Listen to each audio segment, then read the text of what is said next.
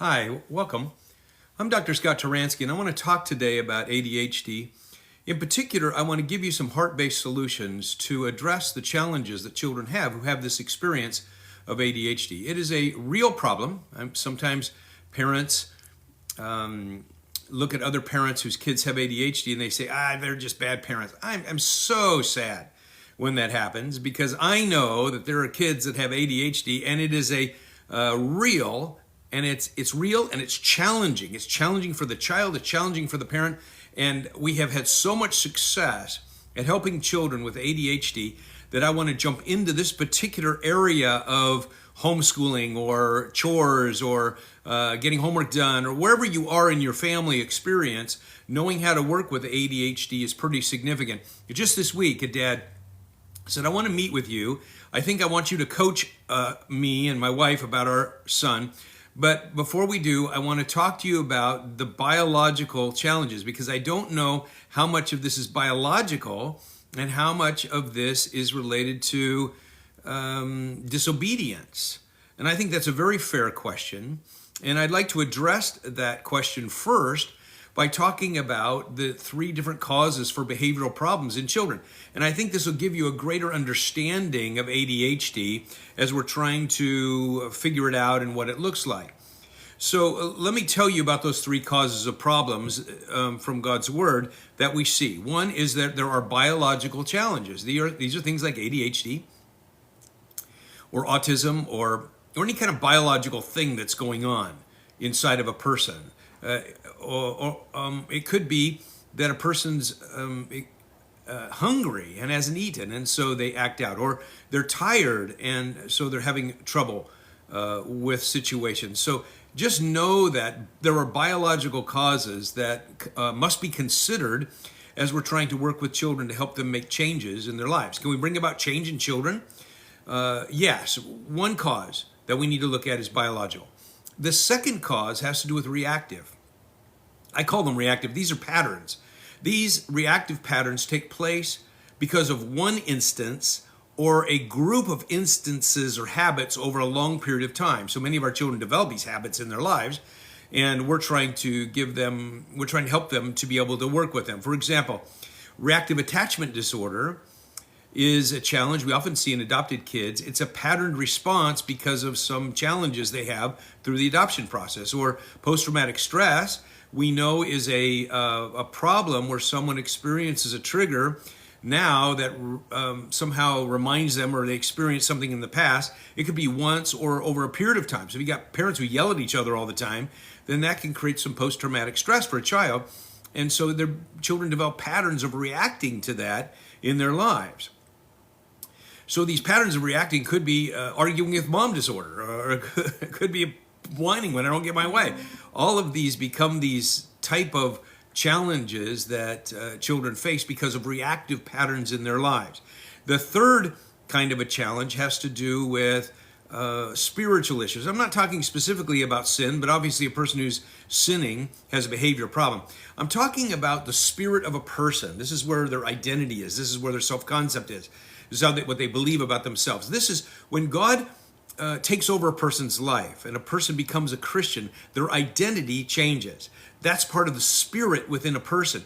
And so a person or a young person can start believing that I'm an angry person, and that's a spiritual issue having to do with their self-concept. So we want to be able to address that. Now, all three of these weave themselves together, and so we must be aware of that, because let's just take the child with ADHD, for example. And this child is impulsive. And so the impulsivity then is a magnet for parental correction. So we're regularly correcting this child who is impulsive, and then the child then develops some reactive patterns to that. They start arguing, or they start getting angry when corrected, or they have a poor response to correction. That's a patterned response that isn't necessarily tied to the ADHD, but it's a secondary response. And then they can start believing that they're a troublemaker, or believing that they can't get out of this problem. And that belief then becomes a challenge for them in their spirit. So all of these are woven together.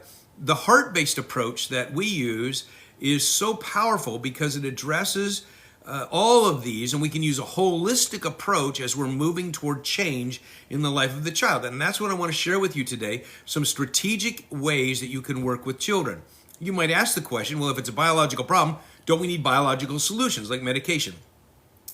Well, sometimes that's true, but we don't want to limit the solutions to biological solutions, because we have all kinds of ways that we can bring solutions to children that can help with ADHD. And you're going to see some of those today as I describe them, that aren't necessarily biological solutions.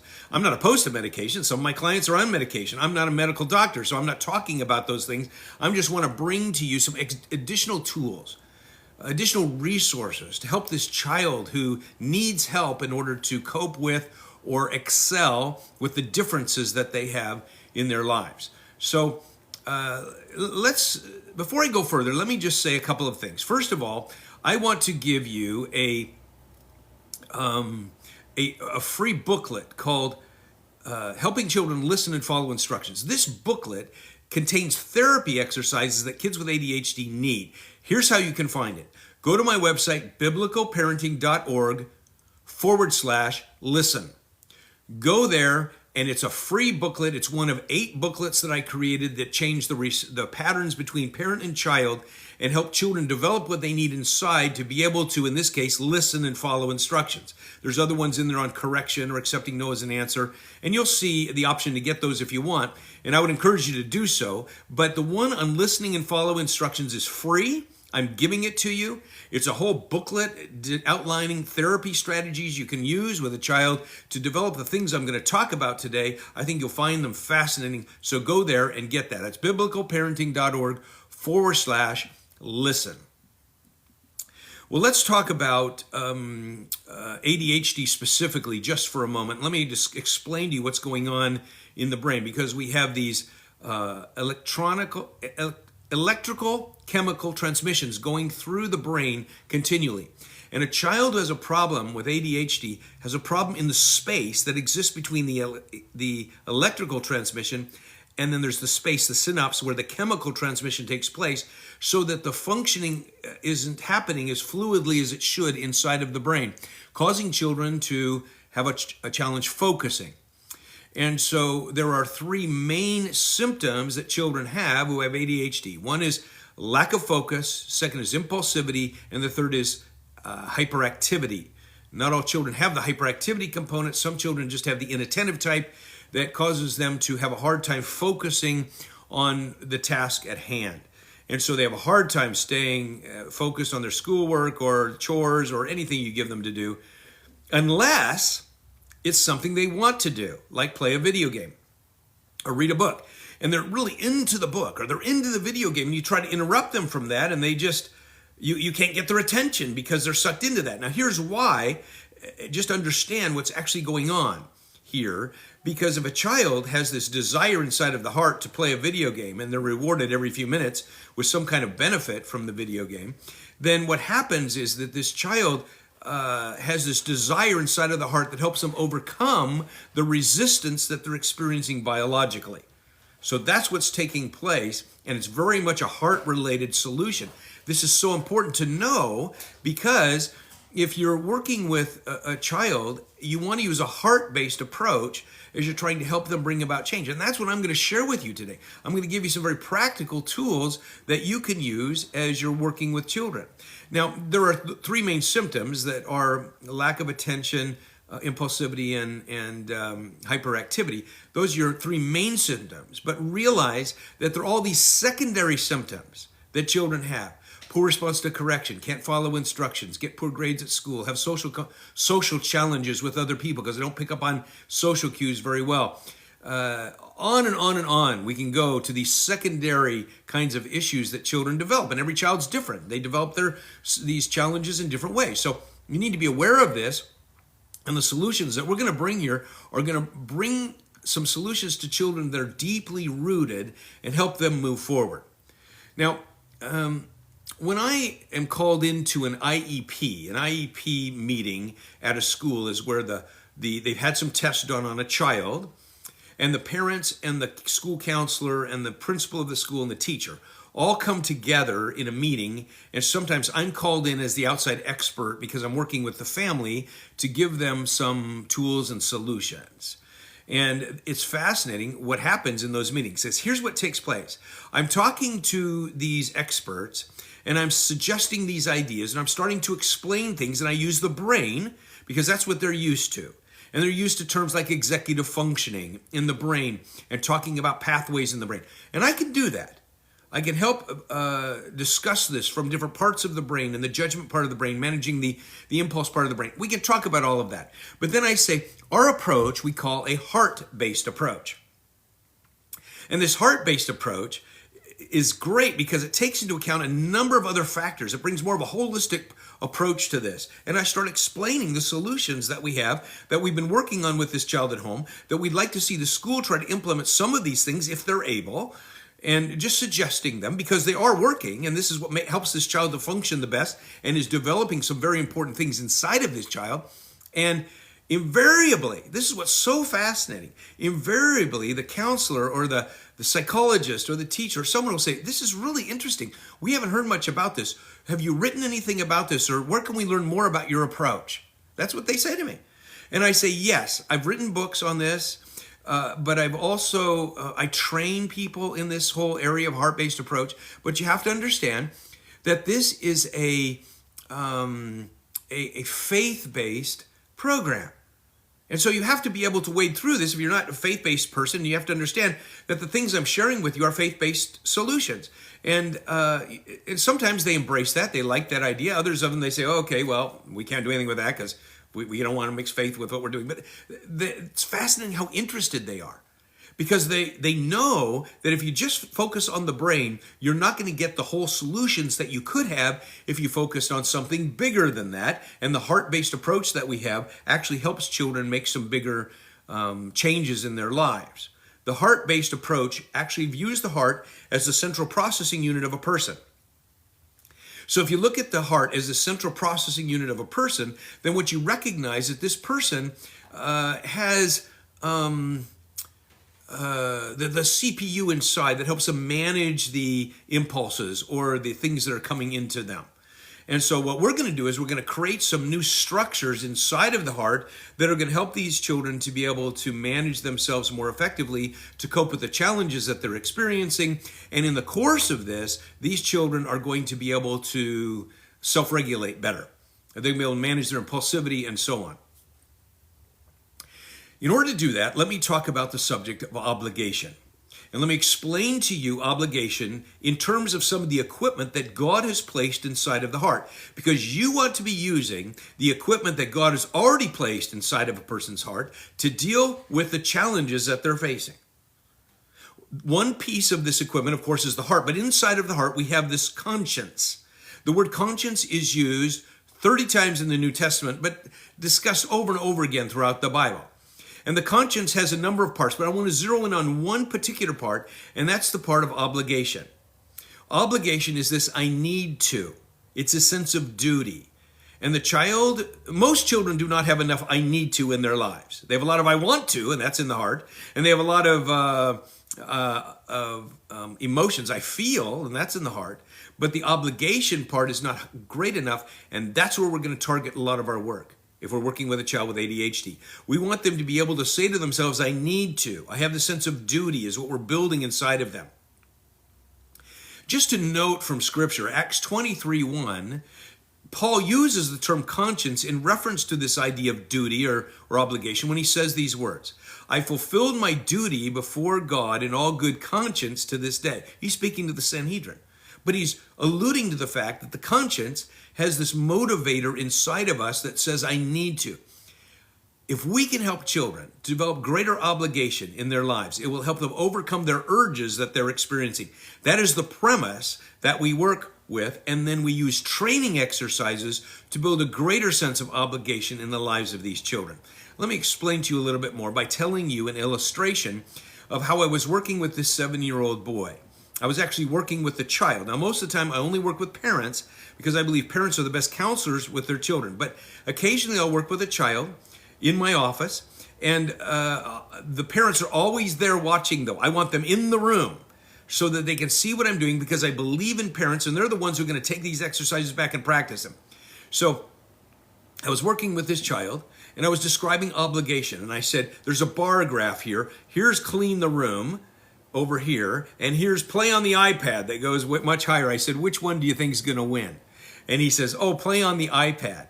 I says, yes, that's true, because it looks higher, doesn't it? Well, I'm going to show you, and we're going to work on something in your life. Above clean the room, I put another bar that said obligation, and obligation is going to go higher than play on the iPad.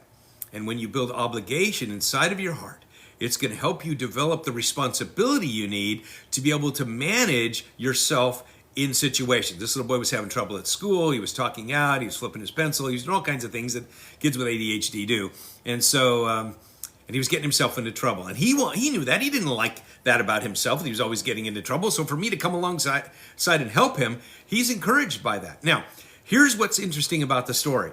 I sent them off to practice some of the exercises that we do for obligation training. And when the next few days later, Mom calls back and says, I'd like to set an appointment up for our next meeting. And the boy from the background calls out and says, tell Dr. Taransky my obligation is winning over my urge. That told me several things. One, it told me that the child got it. He heard what I was saying. It made sense to him. Number two, it told me that he was hopeful, because something was actually working inside of him that he needed. And I'm convinced that our children who have ADHD need hope, and we can help them with some hope just by implementing some of the things we're talking about. And he got this idea. He was hopeful, and he was putting it into practice, and he was seeing the results. Great solutions for him. Obligation. So I want to draw attention now to obligation in your child for a moment. But first, let me explain to you what it is and how it relates with the conscience. Because just think about yourself as an adult. You have an obligation, and your obligation says inside, I need to. For me, it says, I need to get gas in my car.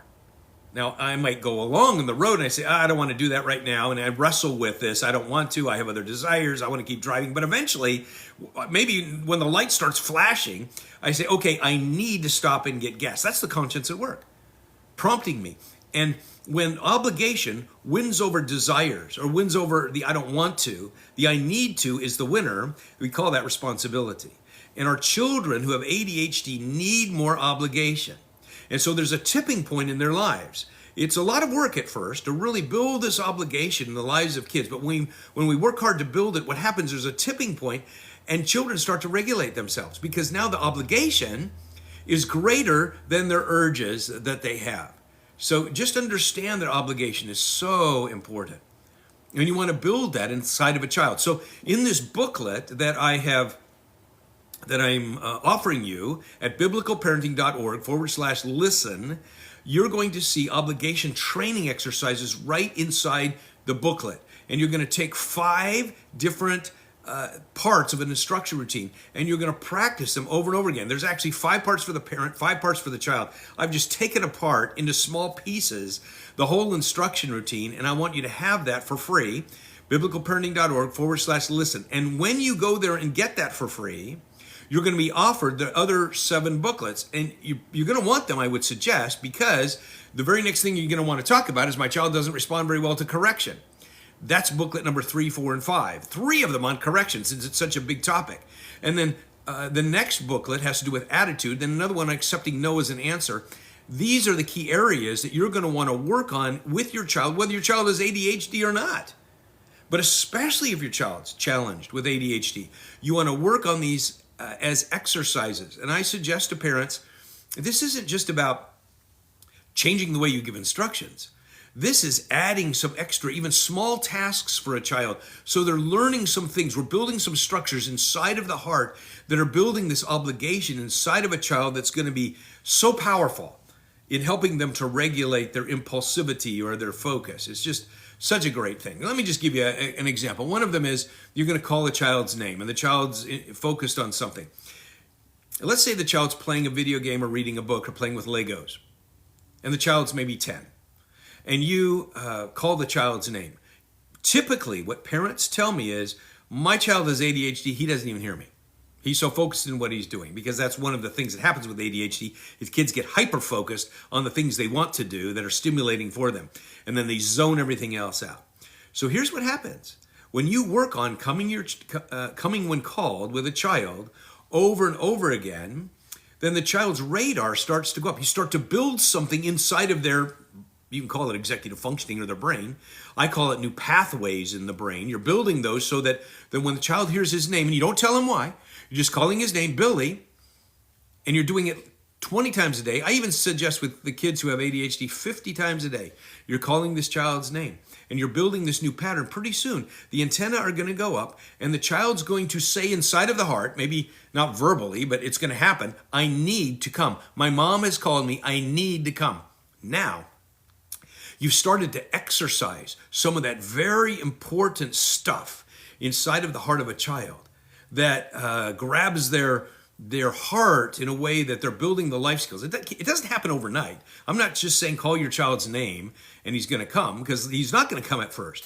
But if you start working on this and building this pattern inside for this child, he's going to learn how to come when his name is called, because he's developing obligation. Let me just give a caveat here for a moment. I don't want you to think that my approach says that all children need to come instantly as soon as their parents call them. I think it's generally a good idea. But I'm not saying that always need to take place. I'm talking about a therapy exercise for a child who has a particular problem, a focus problem, and they need to learn how to have more obligation. And so I would suggest with these children that we are a little bit more firm in creating this structure inside so this child learns how to respond with this sense of obligation. We're practicing it 50 times a day. I even suggest 20 times a day for mom, 20 times a day for dad. But if mom's working with his child at home during the day and dad's off at work, maybe dad can't do it as much, but mom's going to work on it 50 times a day. And you're already working with your child a lot. And when you call the child's name, the child's learning obligation, so you're breaking the task down. Let me give you an example. Let's say your child's playing with Legos and you want your child to go in and pick up the clothes on the floor in the bedroom that he left there. And so typically what parents will say is, hey, you need to stop playing with the Legos and go in there and pick up the clothes in the bathroom. What I'm saying is, with a child with ADHD, that two-part instruction routine isn't the best. What I would suggest that you do first is you call the child's name. You just say Billy. You don't tell him why. He never knows why. 50 times a day he's going to come when he's called, because he's developing obligation. And sometimes you're just going to say to him, I just want to tell you I love you. Sometimes you're going to say to him, we're going to eat in a few minutes. Sometimes you're going to say, we're going out the door. I just want to give you your 5-minute warning. Sometimes you're saying, you need to, very important words when you work with a child with ADHD or building obligation, use the words you need to. I find that many parents say, I need you to. This isn't really about you. Don't say I need you to. You say to a child, you need to, because you're doing conscience development, you see. So you say you need to. Well, he comes to you first. And the second thing you do is you say, you need to go into the bedroom, pick those clothes up and put them in the laundry and report back to me. When you do that with a child, you're breaking down this task in very specific terms for the child. Now you're doing therapy at home. Remember, I believe counselors are the best therapists for their children if they have a good plan. You are doing therapy with your child as you do this. And by breaking the task down, the first thing is that the child has to come to you. And that's very important that the child does that and comes directly to you. And then when you got that part down, you say, good, I'm glad you came. That was the right thing to do. Now you need to go take those clothes and you need to put them in the laundry and report back to me. You're doing two things there. When the child starts moving toward the bedroom, you know a child with ADHD is distracted by a red toy that's on the floor over here, or a child calling out on the other side. And so you're helping this child develop obligation, which is the uncomfortable feeling inside that says, I need to. So you're standing there watching sometimes saying, oh, stay on track. Oh, stay on track, because you want the child not to be uncomfortable with you. You want him to feel the uncomfortable feeling that will help the child to be able to develop obligation. That's what the uncomfortable feeling is. It's called obligation. And any healthy person has this internal feeling of obligation that's going to drive them forward. And it's going to help them. All children need obligation in their lives. They need to be trained in this, and I'm just showing you what that looks like, but it's especially powerful when I work with children with ADHD. So, and then remember, they have to report back.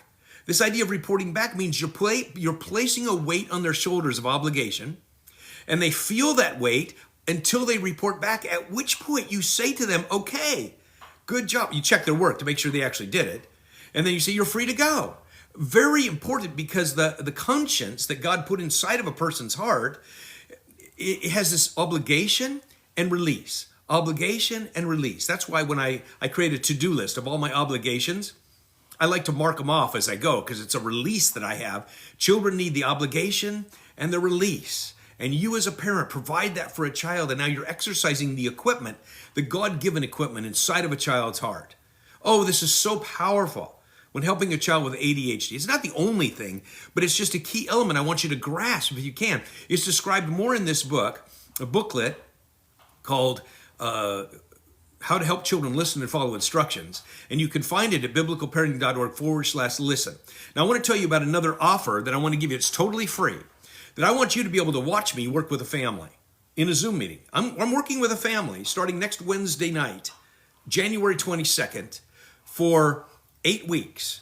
And it's a Zoom meeting, and I'm inviting all kinds of people to watch me do this. Anybody who wants to, ask for the link. I'll give you the Zoom link. Watch me work with a family, because I want you to see how a heart-based approach works. I've never met this family, but I've agreed to work with them in for free, so they're not paying the amount of money it usually costs to work with me, in exchange for allowing other people to watch in a Zoom environment. We don't share the family's last names, we don't record the video. We want to protect them in this regard, but you can watch this if you'd like. Here's how you can find this out. Go to my website, biblicalparenting.org. Up at the top it says contact. Hit the contact form, fill it out, and in the comment part, put please send me the link for the coaching, and I will let you watch in a Zoom meeting. You just be quiet. You're not going to do anything. You're just going to watch, but you'll learn so much about how a heart-based approach works. And I know the only thing I know about this family is they have an 11-year-old child who is resistant and self-focused and gives the parents a hard time. I don't know much else about it. I'm going to learn a lot more. You can learn with me. Then I'm going to show them some heart-based solutions that are going to work. We'll likely start with the same activity I'm telling you. I'm going to send the parents away to work on things. They're going to report back the next week. You'll listen to them report back. And great things will happen here as you get to watch what's happening in the life of this child. So I'm excited. I'm so confident in our program that I say, watch me. Just watch. I do this regularly. And let people watch, and you can see how fast and how thoroughly a heart-based approach works. Just 8 weeks. Give me 8 weeks in the life of a family, and we'll set up all the strategies, and they'll know what to do going forward, and the child will start developing the hope they need to move forward. Our children need hope. I'm going to take this a little bit longer just because I want to give you another idea. So I had a boy working in my office who we're trying to develop some strategies for him to work on his schooling. And so I asked him, I said, bring your math in. So he has his math, and I've got a desk there that he can work on. And I said to him, all right, sometimes you get distracted, and let's talk about this. I'm going to send you, how many math problems do you think you can do before you get distracted? And he said, I could do 10. And I said, well, why don't you go do 2? And so he goes and he works, and he's working feverishly on his math, and he gets the 2 problems done, and he comes back and he reports back, and I say, great, you did a good job. Even though this boy's challenged with ADHD, I don't really emphasize that with him. I said, you focused there, that was great, and he was able to hang in there. Now I said, okay, I want you to go to 2 more problems. Now this time, it's not novel. It's not, he's doing something new for me. It's novel, he can hang in there for 2. There's kind of this a social pressure that exists, but now I send him back and I say, go try again. And here's what happens. Right after problem number 1, he starts looking around, and I go, oh, stop for a minute. Stand up behind the chair. Okay, what I'm doing is giving him a tactile response, which these children often benefit from, is a tactile response to move behind the chair and say, okay, I want you to get ready now, because you want to think. You want to tell yourself, I'm going to focus, because we're changing what children say to themselves. We're building the obligation. All right, are you ready? Okay, go back in and focus on that problem and get it done. And so he was able to do that. The next thing I did with him, I said, okay, what are the things that distract you and what solutions can we develop? So now I'm working with this boy. He's probably about 10 years old. I can't remember exactly. But I'm working with him, and he says, he realizes that when he looks up, then he gets distracted. So we determined with him that he would work on the next set of problems and he would not look up from the page. That he would say to himself, I need to keep looking at the page. I need to focus on the problem. That's number one. Do you see the I need to, the obligation developing? We're developing inside of a child's heart ways that he'll be able to cope with his ADHD tendencies, and he's starting to have hope because he's not a victim of this disease he has, but now he's empowered in some great ways. Kids with ADHD are often very intelligent, and this child just needed to be empowered. So focus, and so he needed to focus on this with his eyes, to keep his eyes on the page. The other thing he said is his pencil distracts him. A simple pencil, just flipping it around and tapping it on the table or whatever. So we decided that he would take his pencil and he would put it on the top right corner of his page because he's right-handed. The lead would be on the top corner of the page, and that's where it would sit until he needed to use it and bring it down. This way, he was capturing this tendency of his to go off and do something.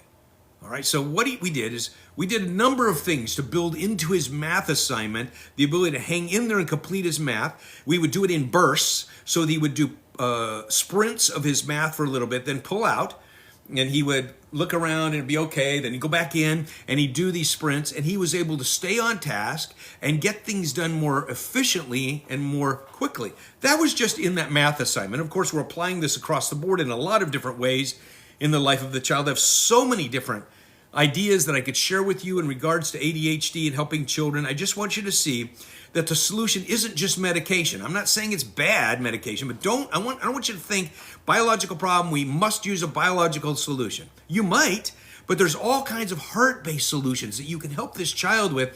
I want to empower you with those things. Check out this booklet at biblicalparenting.org/listen. And you'll find some great solutions. I'm going to do another live tomorrow. I've been doing them all week.